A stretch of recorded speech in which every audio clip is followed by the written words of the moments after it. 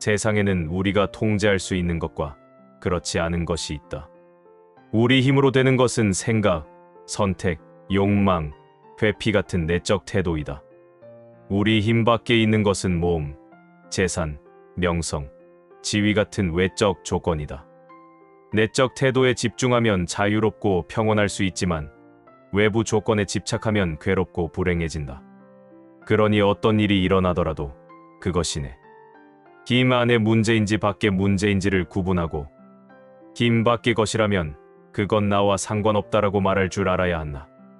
원하는 것을 이루지 못하면 실망하고 피하려는 일을 겪으면 괴로워진다. 따라서 통제할 수 없는 것을 피하거나 원하지 말라. 죽음이나 병, 가난 같은 것은 어차피 피할 수 없다. 차라리 통제 가능한 내적 태도에만 회피와 욕망을 두어라. 그리고 아직은 욕망조차 자제하는 것이 가장 안전하다.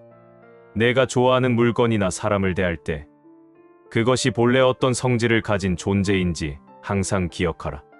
좋아하는 컵이 있다면 이건 결국 깨질 수 있는 컵일 뿐이라고 생각하라. 사랑하는 이와 함께 있을 때도 그는 언젠가 죽을 인간임을 기억하라.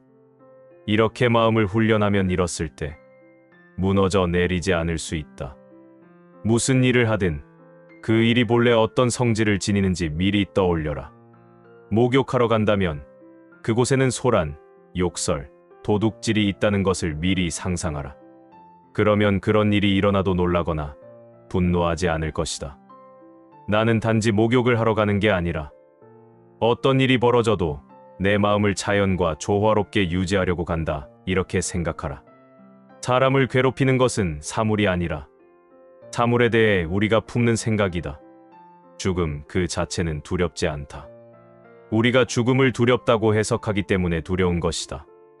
따라서 괴로움이 생기면 다른 사람 탓이 아니라 내 해석 탓임을 기억하라. 무지한 사람은 남을 탓하고 철학을 배우기 시작한 사람은 자신을 탓한다. 그리고 철학을 제대로 익힌 사람은 누구도 탓하지 않는다. 남의 것이 아닌 내 것에 대해서만 자랑하라. 아름다운 말, 훌륭한 집, 멋진 말이 내 자랑거리가 아니다. 내가 진짜 자랑할 수 있는 건 삶의 사건을 어떻게 받아들이느냐 하는 태도다.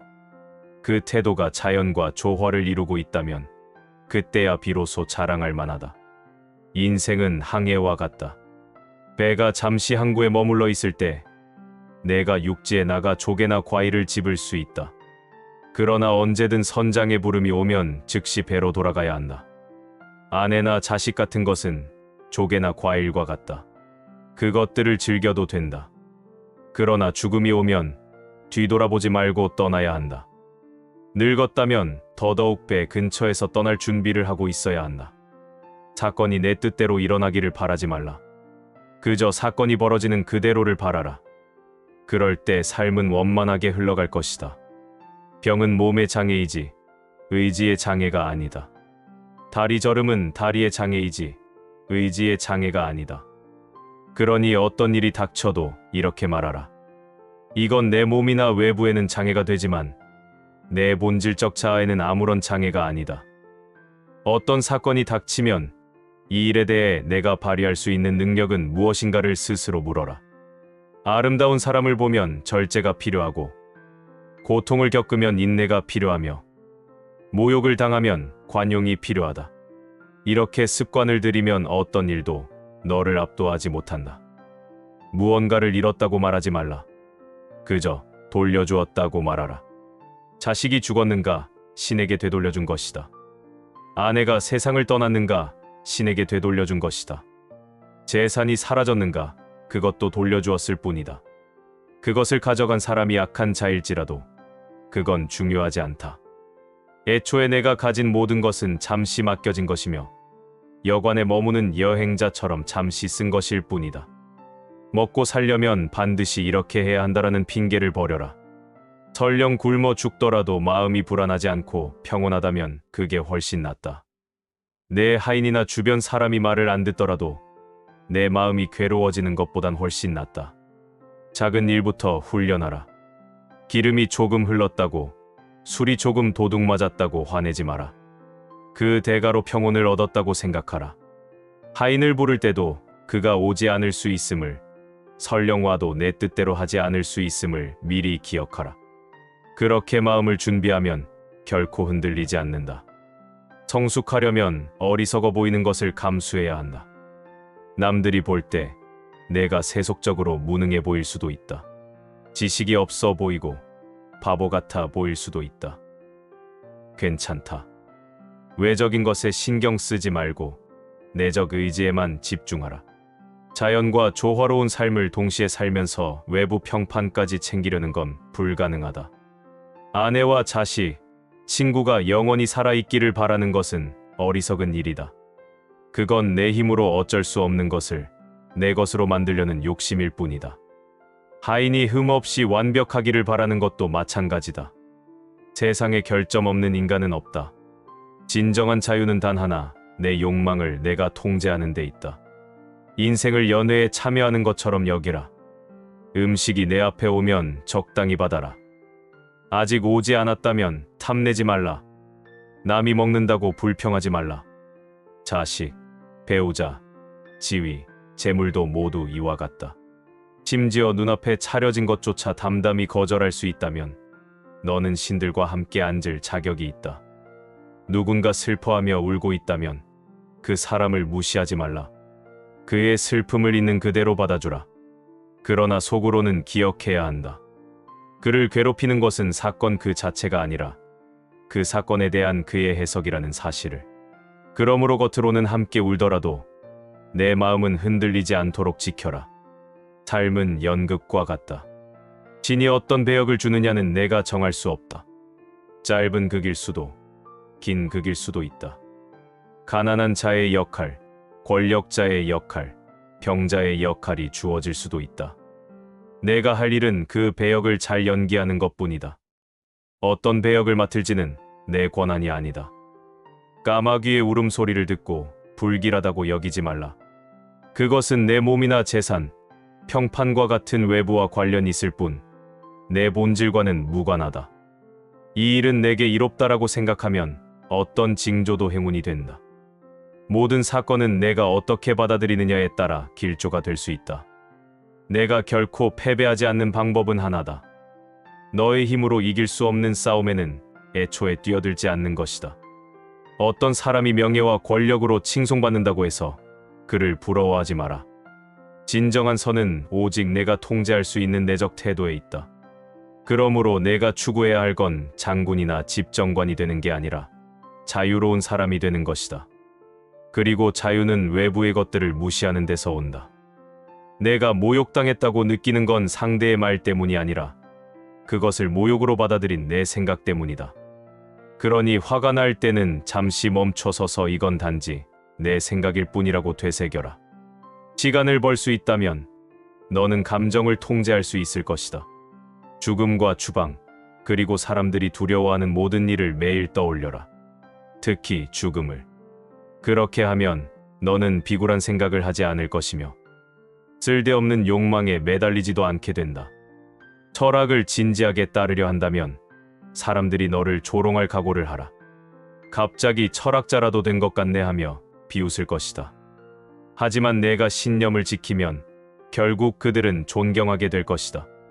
만약 그들의 비웃음에 굴복한다면 2번 비웃음을 살 뿐이다. 외부의 눈치를 보며 살기 시작하는 순간 너의 철학적 삶은 무너진다. 남에게 철학자처럼 보이는 건 중요하지 않다.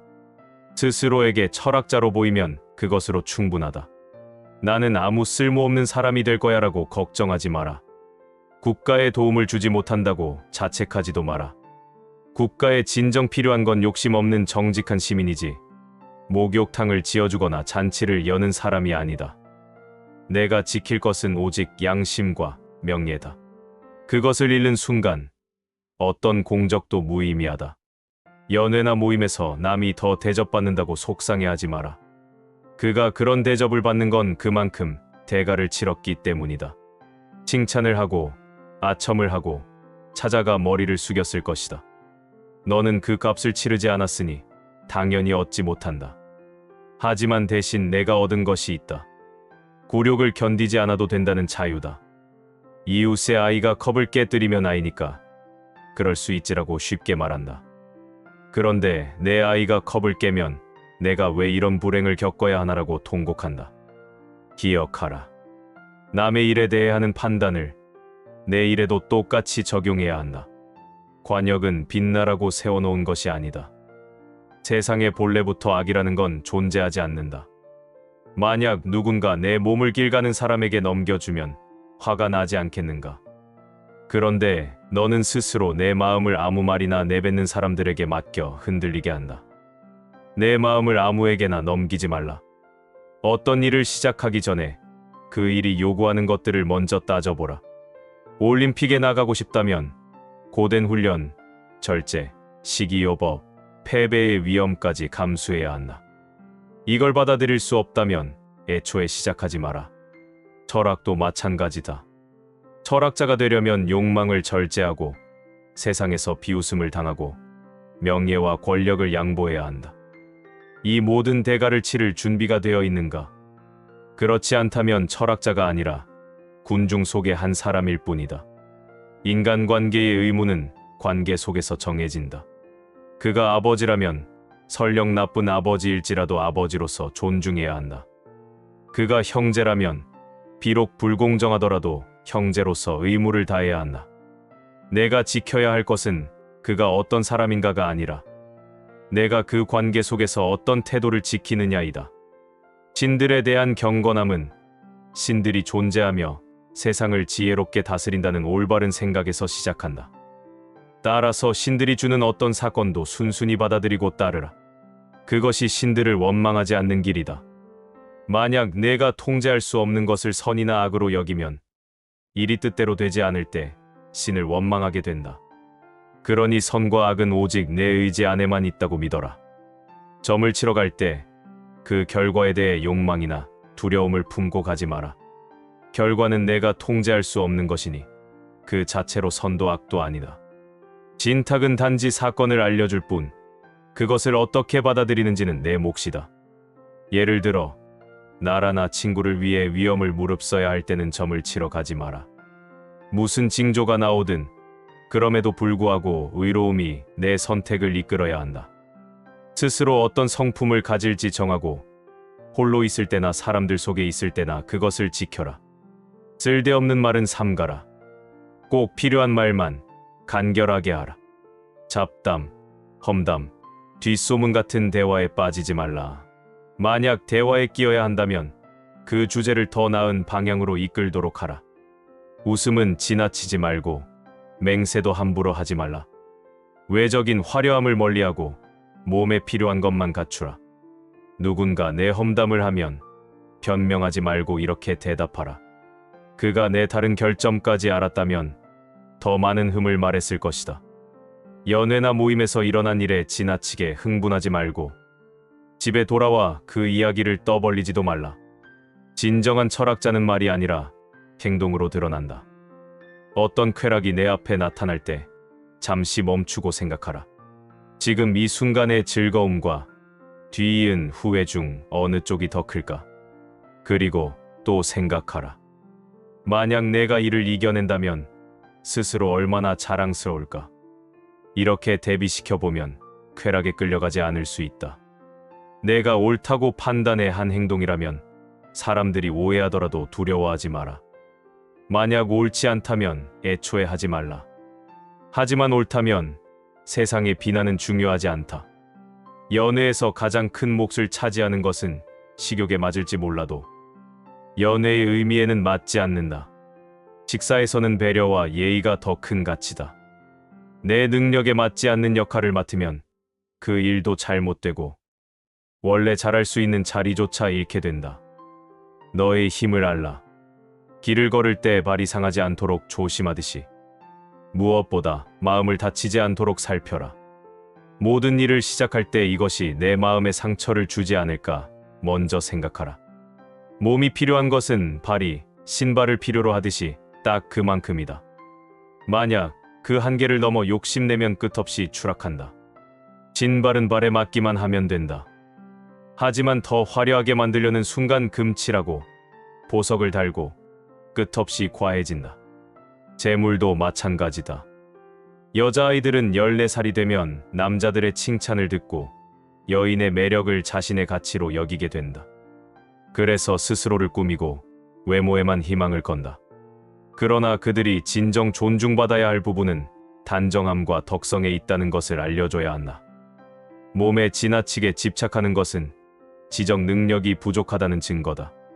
먹고, 마시고, 운동하고, 배설하는 것은 필요한 만큼만 하라. 그 이상의 시간과 정력을 쏟는 것은 삶의 본질을 잊는 것이다. 주된 힘은 이성을 기르는 데 써야 한다. 누군가 너에게 나쁘게 행동하거나 험담을 해도 그가 옳다고 믿기 때문에 그렇게 하는 것이다. 그는 잘못된 생각에 속은 피해자일 뿐이다. 그러니 내가 화낼 이유는 없다.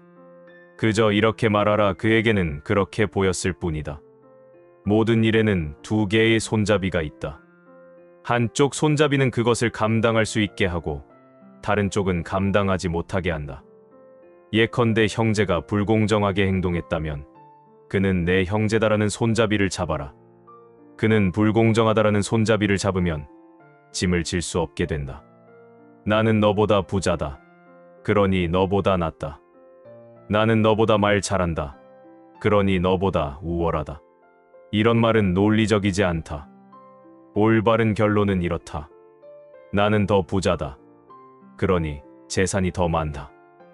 나는 말솜씨가 낫다. 그러니 언변이 더 낫다. 그러나 인간 자체의 가치는 재산이나 언변으로 결정되지 않는다. 남이 성급하게 목욕하거나 술을 많이 마신다고 해서 그는 잘못한다고 말하지 말라. 그저 그는 성급하다. 그는 술을 많이 마신다라고만 하라. 내가 그의 동기까지 알지 못하는데 어떻게 옳고 그름을 단정하겠는가. 철학자라고 스스로 떠들고 다니지 마라. 원칙을 말로 설명하지 말고 행동으로 보여라. 잔치에서는 남들이 어떻게 먹어야 하는지 설교하지 말고 내가 모범을 보이라. 참된 철학자는 양처럼 조용히 풀을 먹고 그 결과로 털과 젖을 내놓듯 말이 아니라 삶으로 자신을 드러낸다. 내가 물만 마시고 검소하게 살더라도 그것을 자랑하지 마라. 나는 물만 마신다라고 떠벌리지 말라. 내가 견디는 절제는 남에게 과시할 것이 아니라 오직 너 자신을 위한 것이다. 평범한 사람은 모든 것을 외부에서 찾는다. 도움도 해악도 남에게서 온다고 믿는다. 철학자는 모든 것을 자기 자신에게서 찾는다. 진정으로 훈련된 사람은 누구도 비난하지 않고 누구도 탓하지 않는다. 칭찬받아도 마음이 흔들리지 않고 비난받아도 변명하지 않는다. 항상 자신을 지켜보며 마치 숨어있는 적을 감시하듯 경계한다. 어떤 사람이 크리시포스의 책을 잘 해석한다고 뽐낸다면 이렇게 말하라. 만약 그가 일부러 어렵게 쓰지 않았다면 내가 자랑할 것도 없을 것이다. 내가 원하는 건 자연을 이해하는 것이지 크리시포스를 해석하는 게 아니다. 참된 목적은 해석이 아니라 그 가르침을 삶에 적용하는 것이다. 내가 스스로 정한 원칙은 신의 법처럼 지켜라. 다른 사람의 말에 휘둘리지 말라. 언제까지 너는 내일부터는 제대로 살겠다라고 미루겠는가? 내가 이미 성인이면서도 미루고 또 미룬다면 결국 아무것도 이루지 못한 채 평범하게 늙어 죽을 것이다. 지금 이 순간이 바로 내가 철학자로 살아야 할 순간이다. 오늘의 선택이 내가 어떤 사람인지를 결정한다. 철학은 3단계가 있다. 첫째는 실천적인 가르침, 거짓말하지 말라와 같은 명령이다. 둘째는 그것을 왜 지켜야 하는지 설명하는 논리적 근거다. 셋째는 논리학 자체를 탐구하는 것이다. 그러나 우리는 종종 거꾸로 한다. 실천은 제쳐두고 끝없는 논쟁과 논리학에만 몰두한다. 그러니 늘 이 구절을 마음에 새겨라. 운명이 이끄는 곳으로 나를 인도하라. 나는 기꺼이 따르리라. 설령 거부한다 해도 결국 끌려가리라. 진정한 철학자는 운명을 거슬러 싸우는 자가 아니라 자유롭게 운명에 동의하는 자다.